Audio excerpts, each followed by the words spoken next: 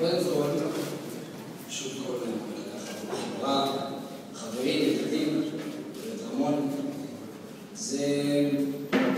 אני נמצא פה בפארק בתור שליח של הרב מלובביץ', בית חב"ד בפארק המדע, שזה דבר ראשון תודה לחברת אפריקה ישראל, שיש לנו מבנה לפעילות, ויש הרבה המון פעילות.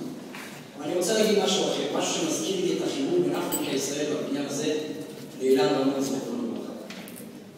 אני הייתי בשגרירות של חב"ד בפרנקפורט לפני החתונה שלי, תקופה קצרה יחסית, כמעט שנה. ויצא לי הרבה להסתובב בכל מיני משרדים של חברות שונות. היו המון ישראלים ששימשו בתפקידים שנקראים הייטק וכוח, ובכל איזה מדע.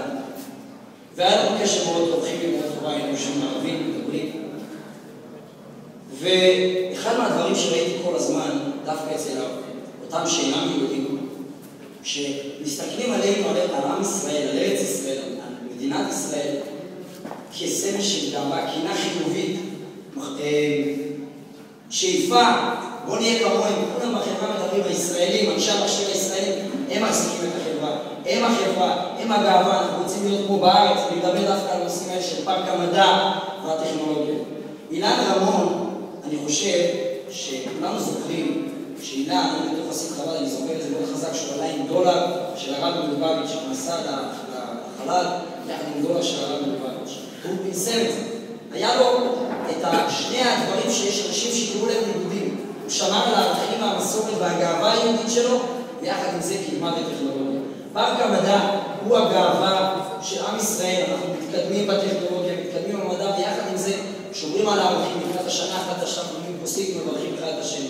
אני מברך את כולם שיש שנה טובה ומתוקה, שנה של שלום. אנחנו נמצאים עכשיו, יש אווירה קצת לא נעימה בארץ, אנשים מפחדים, אנשים מדברים מה יהיה, אנחנו צריכים להיות תמיד באווירה של ביטחון ואמונה. ארץ ישראל זה המקום הבטוח בעולם, עיני השם נמצא תמיד בארץ הזאת.